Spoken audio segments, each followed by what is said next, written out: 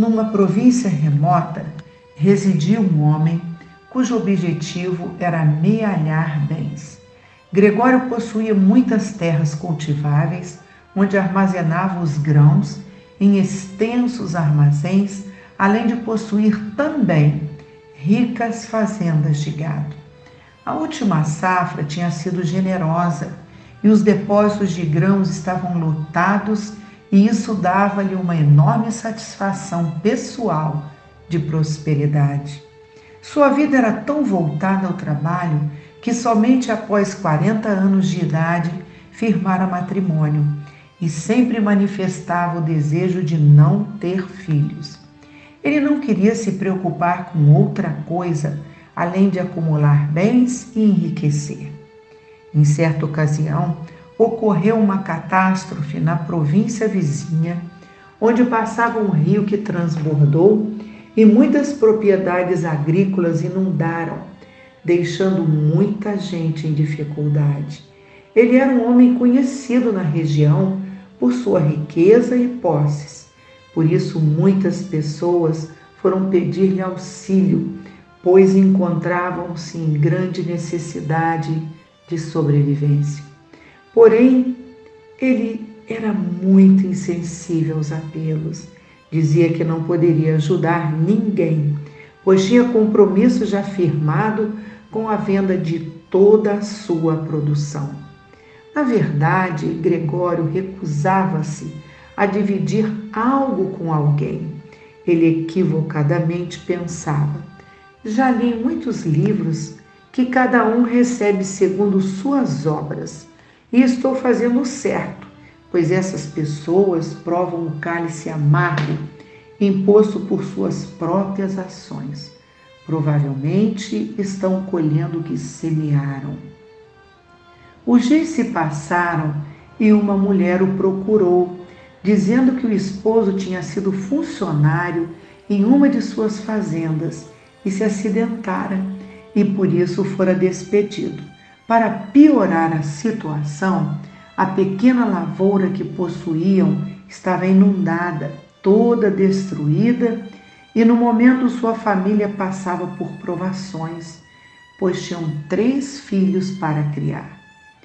E Gregório questiona: Senhora, como foi o acidente com seu marido?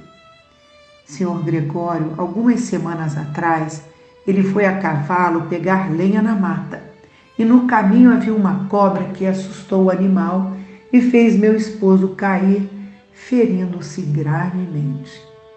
Ah, senhora, saiba que contrato meus empregados para lavrar a terra e cuidar do gado, e não para andar a cavalo. E o fazendeiro vira as costas e sai indiferente ao sofrimento daquela mãe de família. Ela se afasta pesarosa e Gregório emite um pensamento crítico. Essa mulher quer me culpar pela imprudência do marido. Deus dá a cada um segundo suas obras. Dias adiante, ele foi informado que uma fazenda sua de criação de gado sofrera inundação e o administrador requisitava sua presença para as providências necessárias. O fazendeiro ficou preocupado, pois não admitia prejuízos. Por isso, prontamente decidiu fazer uma inspeção no local. Lépido foi com sua caminhonete e estacionou próximo a um grande rio. Ele teria que atravessá-lo com a ajuda de um barqueiro que ali exercia a função de levar as pessoas de margem a margem. O barqueiro comentou com Gregório que muitas famílias haviam perdido tudo, principalmente aquelas que tinham moradias lindeiras com o rio. Todavia, o homem só estava preocupado com seus negócios. Não dava qualquer relevância aos problemas alheios. Ele era egoísta e compenetrado em si mesmo. No desembarque, o barqueiro lhe diz: Senhor, hoje eu encurtarei em 1 hora mais cedo o meu trabalho. Tenho parentes que sofreram perdas e precisam de minha presença. Gregório agradeceu e toma rumo à sua propriedade. Lá chegando, ele constata que a circunstância era calamitosa. Havia muita água no pasto e os animais impossibilitados de se alimentarem. Por isso, ele adota várias diligências a fim de minimizar o problema. De retorno ao ponto de travessia, ele constata que o barqueiro já não estava mais no local. Gregório queria atravessar o mais rápido possível o grande rio, pois sentiu um mal-estar com um prenúncio febril. Além disso, o céu estava carregado de densas nuvens que evidenciavam a tempestade próxima, até que ele avista dois adolescentes que pareciam ser irmãos. O fazendeiro havia esquecido do aviso do barqueiro e pergunta aos meninos: Meninos, vocês sabem onde está o condutor da barca? Moço, quando nós chegamos aqui, ele não estava. Mas veja, disse o menino mais velho, apontando para uma direção. O barco está amarrado naquela árvore. E vocês também querem atravessar o rio? Sim. Minha mãe pediu que fôssemos procurar algum serviço e que ela ficaria em oração por nós. Mas até agora não conseguimos nada. Senhor Antero, nosso vizinho, nos falou que fôssemos à fazenda de senhor Gregório, do outro lado do rio, que ele poderia ajudar-nos em algo. Gregório ficou em silêncio, não quis se identificar e logo depois pergunta: Meninos, vocês conhecem alguém que possa me atravessar? Eu tenho pressa, muita pressa. Francis, o garoto mais velho, responde: Eu posso, sei navegar de barco. Então vamos, meninos. Contudo, quando vocês voltarem, deixem a embarcação amarrada no mesmo lugar. Durante a travessia, a tempestade chegou rápida, com rajadas de ventos fortes. O homem fica extremamente nervoso e levanta-se subitamente do pequeno barco com o propósito de substituir Francis, pois ele não estava conseguindo nortear a embarcação na direção do ponto de desembarque. Nesta ação, Gregório desequilibra e cai nas águas que estavam bem agitadas. O fazendeiro sabia nadar, porém, devido às roupas pesadas que vestia, engole muita água, pois tem dificuldades de flutuar. E em desespero gritava por socorro. Um fato inesperado acontece. O mais novo dos irmãos, com o corpo ainda franzino, se lança na água com uma boia a fim de salvá-lo. Francis, preocupado com o irmão, grita: Luigi, volte, Luigi! Luigi, com habilidade, chega até Gregório e lhe passa a boia. Porém, o menino tenta nadar de retorno ao barco, mas cada vez mais afasta-se. Francis, com uma força descomunal que não sabia como lhe surge, rema em direção ao irmão e consegue retorná-lo à embarcação. Após, ele vai à direção de Gregório, que dá algumas braçadas e consegue segurar lateralmente no barco. Depois de um tempo, numa curva do rio, eles retornam ao mesmo lado da margem de onde partiram. Francis percebe que o homem estava muito extenuado, tintilando de frio e nauseado pela água que engolira. O jovenzinho pede que os aguardassem e vai até sua casa, pega uma carroça e retorna rápido. A chuva dera uma trégua e, com a ajuda de Luigi, o fazendeiro senta-se na carroça e é levado para a casa dos dois irmãos. Ao chegarem, Sara, a mãe dos meninos, estava com grande inquietação, porque vira Francis sair rápido com a carroça sem nada relatar. O adolescente explica todo o acontecimento e Luíde abraça a mãe, dizendo que não se preocupasse com eles, pois estavam muito bem. No entanto, o visitante mostrava-se adoentado. A anfitriã agiliza todas as providências necessárias para sanar o estado febril de Gregório, dando-lhe roupas secas do marido e encaminhando-o a um leito. Naquela singela casa, onde se notava em tudo a carência de recursos, o próspero fazendeiro reconhece, muito envergonhado, que aquela senhora era a mesma que recentemente ele refutara auxílio. O esposo de Sara, ainda em recuperação no leito, ao ver o ex-patrão, levanta-se com dificuldade para cumprimentá-lo e lhe oferta um sorriso de simpatia, citando seu nome. Os dois meninos, filhos do casal, se entreolham surpresos com a revelação da identidade do homem que ajudaram. Sara prepara uma canja quente para o enfermo. O fazendeiro não podia imaginar que ela e o marido abstiveram-se daquele alimento para que não faltasse nada para ele. A mulher, com o apoio limitado do marido, se mantém em vigilância durante toda a noite, colocando panos úmidos na testa e nos punhos de Gregório para amenizar a febre inclemente. Após algumas horas de cuidados, Gregório adormece e, neste momento do desdobramento do seu espírito, mentores espirituais dirigem-se a ele, esclarecendo-o. Meu irmão, sabemos de sua dificuldade em doar o que quer que seja para alguém.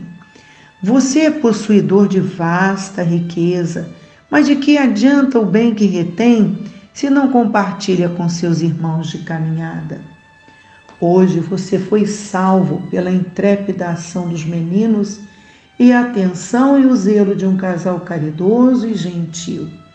Mas se tivesse partido, abandonando a vida física, do que valeria todo o bem material que você juntou? Pense bem, Gregório. E Gregório, muito assustado, exclama: por favor, não me falem assim. Eu tenho vastos compromissos e obrigações, eu tenho ainda muito a fazer na terra. Não pretendo partir agora. O que você pretende fazer com todo esse exemplo? Pergunta um dos espíritos. Eu ainda não pensei nisso, mas eu sei que eu tenho que viver porque tenho que cuidar dos meus negócios. Somente isso, Gregório? E o que mais? Olha, meu amigo, eu só tenho 43 anos e muito a aprender. Sim. E o que você tem a aprender? Eu tenho muito a aprender para ser cada vez mais próspero. Saiba, Gregório, o excessivo apego à posse inibe suas faculdades amorosas, prendendo-o somente ao lado material da vida. Você conquistou a sua fortuna com trabalho assíduo e honrado, e isso é justo.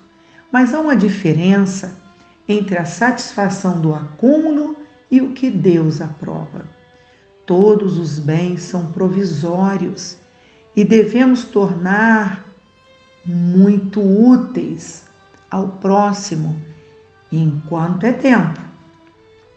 Antes de partir, os amigos espirituais advertem Gregório mais uma vez.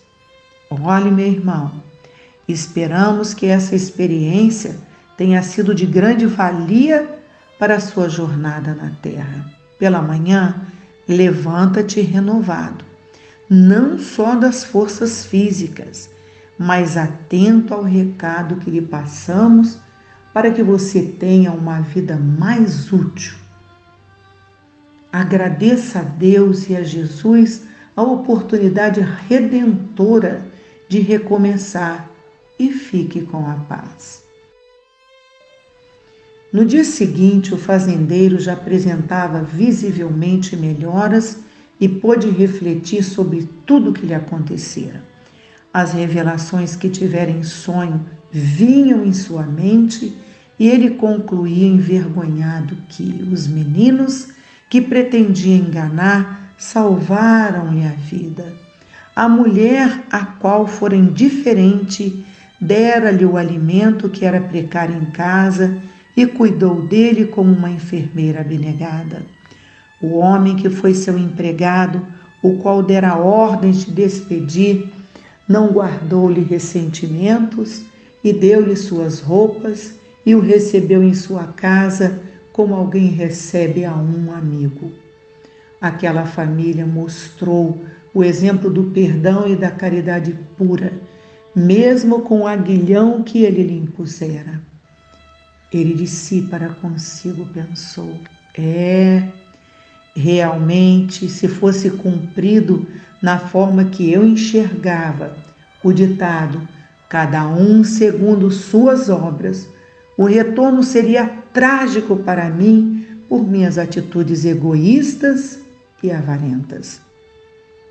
O fazendeiro, tocado de novas aspirações, vai até a cozinha da singela casa e vê a família de Emílio e Sara reunida na mesa em oração.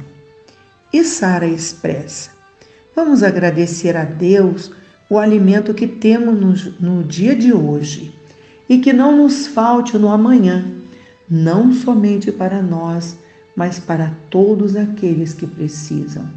Que o Pai de amor faça recuperar a saúde de Emílio e do Senhor Gregório.